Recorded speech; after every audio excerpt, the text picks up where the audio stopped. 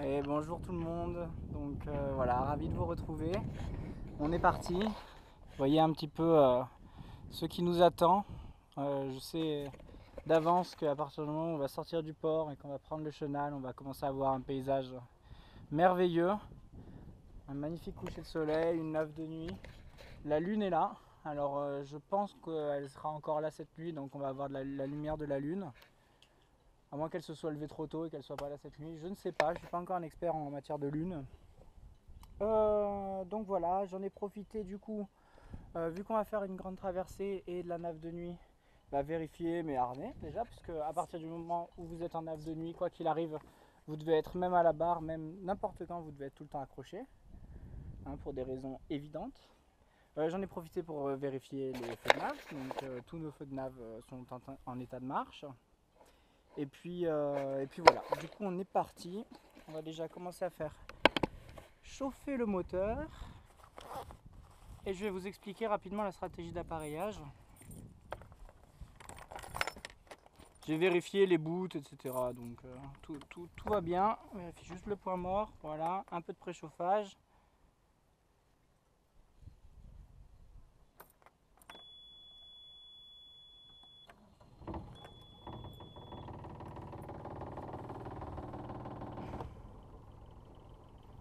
Hop, voilà.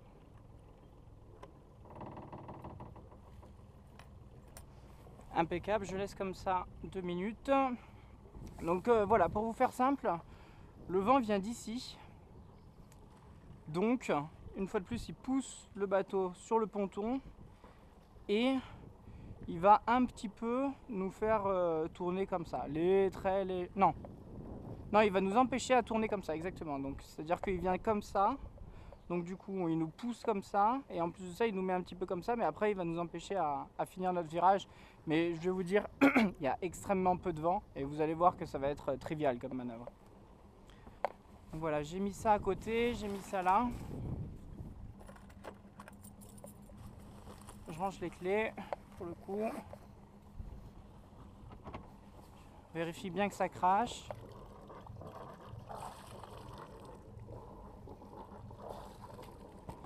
Dernier tour d'horizon.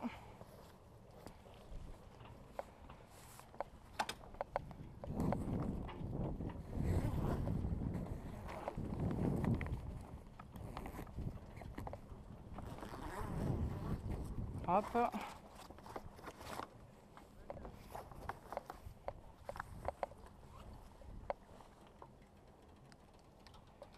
Tac.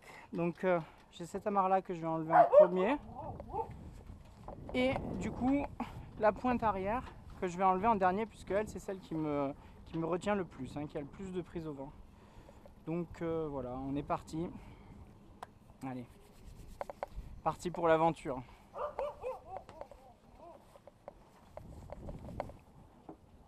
Donc dès que je vais enlever celle-là, le bateau va avoir tendance à partir comme ça pour le début.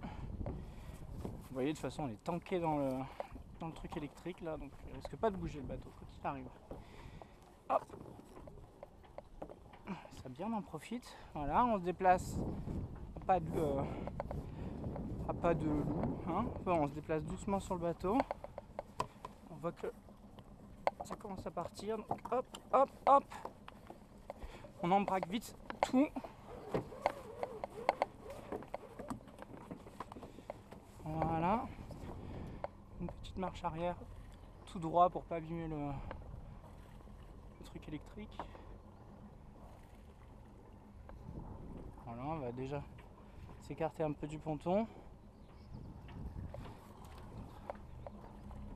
Voilà, j'accélère un petit peu si vous voulez, c'est pour être manœuvrant, pour que le bateau réponde à ce que je lui demande. Mais de suite après, hop, je ralentis. Donc voilà, on continue notre marche arrière gentiment. Surveille bien de partout. Hop, on va se mettre au point mort pour pas inverser d'un coup la marche arrière avec la marche avant. Voilà, on prend notre temps. On essaye de mettre le bateau le plus droit possible. Et là, du coup, on inverse la barre. On inverse les machines Machine avant toute, une merveilleuse lumière. L'appareil, je mets bien des gaz pour être vite manœuvrant et pas dériver sur les bateaux d'à côté. Et hop, on baisse. Voilà. Et là, très attentif au mât. Je vois qu'il y a un truc qui bouge là. Ça a l'air d'être un Zodiac.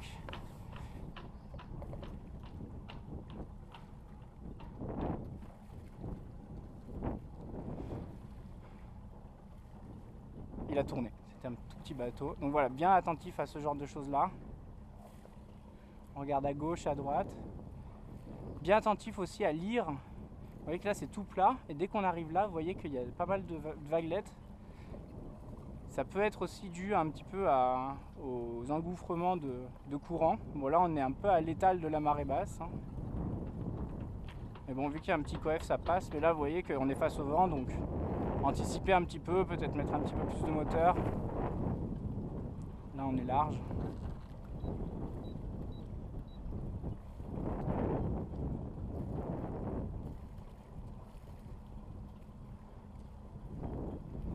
Voilà, donc on va être peut-être un petit peu short en profondeur dans le chenal, puisqu'on est à marée basse, mais voilà, comme je vous dis, il y a un petit coef, donc j'ai regardé, il y a au moins 2 mètres d'eau, 2 mètres 20, donc normalement ça devrait largement passer. On va essayer de se mettre bien au milieu et tout. De toute façon, pour le coup, il n'y a personne qui va nous gêner là, à part peut-être des petits bateaux de pêche.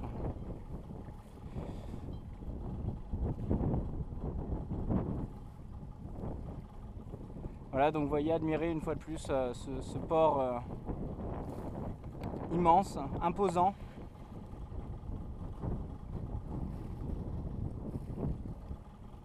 Voilà, je regarde bien ce qui se passe après. Je regarde bien un œil sur la profondeur, je vois qu'il y a 4 mètres.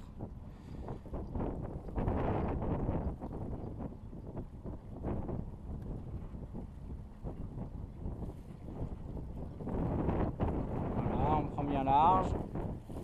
3,5 m. Vous voyez, ça c'est la porte de l'espoir. Ouais, tout à l'heure je suis allé, comme je vous ai dit, sur la jetée. Et puis d'un coup, je me suis rendu compte que quelques heures après, j'allais être là-dessus. Au lieu de juste regarder et baver devant. Et que j'allais participer à ça. Et j'imagine qu'on va être tout seul en plus, donc ça va être vraiment agréable. Donc là, il y a un peu plus de courant, on va mettre un peu plus de gaz. Voilà.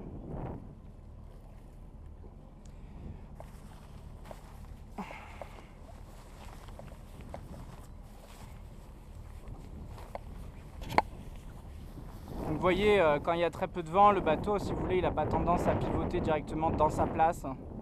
Donc c'est quand même beaucoup plus sûr, beaucoup plus agréable, surtout en solitaire.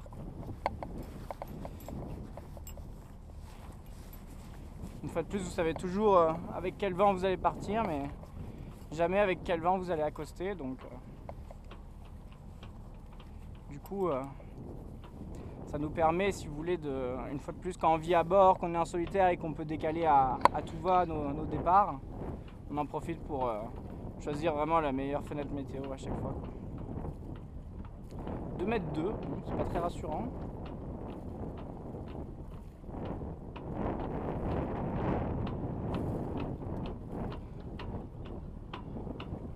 Regardez encore ces bateaux immenses, enfin il y a vraiment des gros bateaux ici, et puis il y a même des... Enfin il y en a tellement surtout, c'est vraiment le nombre qui est vraiment imposant, et une fois de plus que des bateaux à voile, hein, vous voyez, hein, il n'y a pas un bateau à moteur, enfin très peu de bateaux à moteur. Donc c'est vraiment agréable, on voit de tout, toutes sortes de bateaux, toutes sortes de marques. Ça nous permet de regarder rapidement un petit peu chez le voisin, voir comment ils ont fait leur système de gréement, de poulies, de palans, de tout ça. On peut un petit peu s'inspirer, même au niveau des pare-battes, des protections, etc. On peut toujours un petit peu s'inspirer facilement dans ce genre de port. Je regarde encore la profondeur, 2,8 m, donc ça va.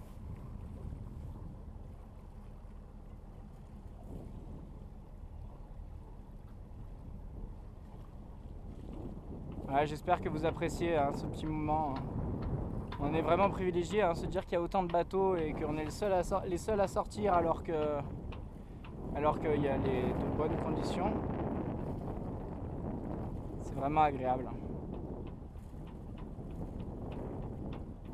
Donc on va repérer la perche verte, elle est là, c'est bon, je l'ai repérée. On va bien prendre large, 2,7. Et puis après on va essayer d'aller un peu doucement parce que si on se pose sur le sable, sachant que la marée, on est pile à marée basse, donc la marée ne va faire que remonter à partir de maintenant.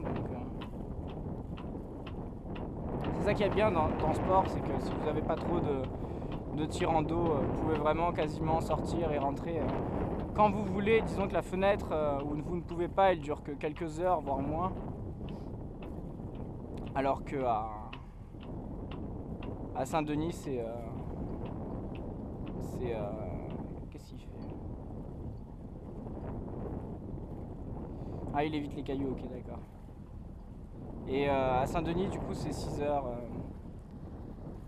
6 heures de fourchette dans laquelle vous ne pouvez plus rentrer au port. Hein. Donc 6 heures sur 12. Hein. Donc 12 heures en tout sur les 24 heures de la journée. Donc du coup, voilà.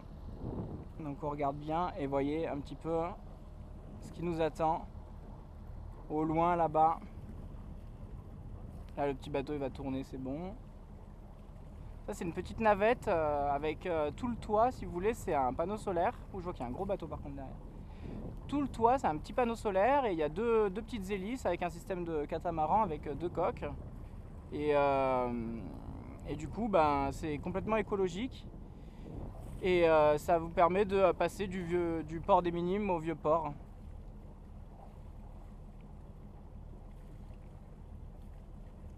Donc je vois qu'il y a 4,60 m, donc c'est bien, c'est une bonne nouvelle. Ça veut dire qu'il y a plus d'eau dans le chenal que dans le port, même si ça m'étonne. Hein. De toute façon, comme je vous avais dit, l'endroit où il y a le moins de... On va ralentir. L'endroit où il y a le moins d'eau, c'est... Enfin, on va être attentif, parce que ralentir, là, ça sert à rien. L'endroit où il y a le moins d'eau, c'est à peu près dans une 50aine de mètres, vers la tour Richelieu et un peu après. Donc voilà. Alors ça va être beau, on va se guider toute la soirée avec le phare de Chassiron, ça va être merveilleux. Guidé par la lumière du phare et pas n'importe quel phare. Ouais, vous voyez, ça remonte là, donc il y a 3 mètres.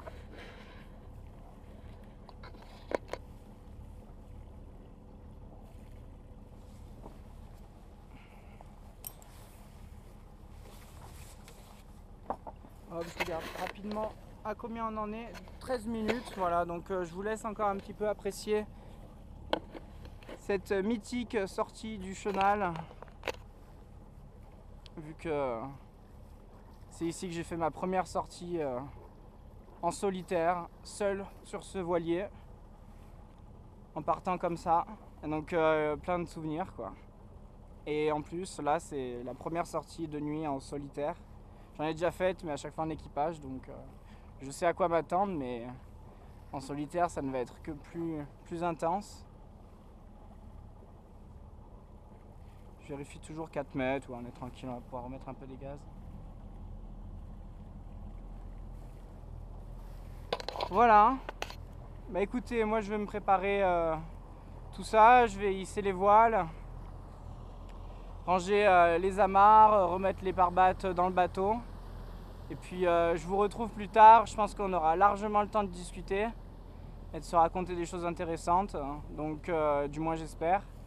Et du coup voilà, je vous retrouve tout à l'heure pour une aventure incroyable pour ma part en tout cas. Moi je parle personnel, à chaque fois quand je vous raconte mon ressenti, ce n'est que mon ressenti et je vous assure que là, il y a les palpitations qui commencent, le stress commence à descendre et le plaisir commence à arriver à grands pas. Donc je suis vraiment content, je vois qu'il y a 1, 2, 3 cargos. Donc j'espère qu'ils vont rester là toute la nuit. De toute façon, la traversée en soi, elle n'est pas très longue. Je vois qu'il n'y a pas un pet de vent, donc on risque pas d'aller bien vite pour l'instant. Mais après, voilà, dès qu'on aura passé le chenal des cargos, s'il y a moyen de continuer un petit peu à faire des bords, je ne dis pas non. Voilà, on va trouver un coin safe et puis on s'amusera un petit peu. Voilà. Bah écoutez, je vous embrasse et puis je vous dis à tout à l'heure. Au revoir La Rochelle. Vous voyez les mâts hein, là c'est juste un bord du carré et ça va jusqu'à perte de vue. Il y a un catamaran immense qui nous suit. Et la ville au loin avec la tour de la lumière. Et derrière les deux tours, donc il y a la tour de la chaîne et l'autre, je me rappelle jamais. Mais c'est les deux tours que vous voyez au fond. Derrière le catamaran, ce sont les tours de l'entrée du Vieux-Port. Voilà, je pense que ça suffit. Et puis je vous dis à tout à l'heure. Bye bye.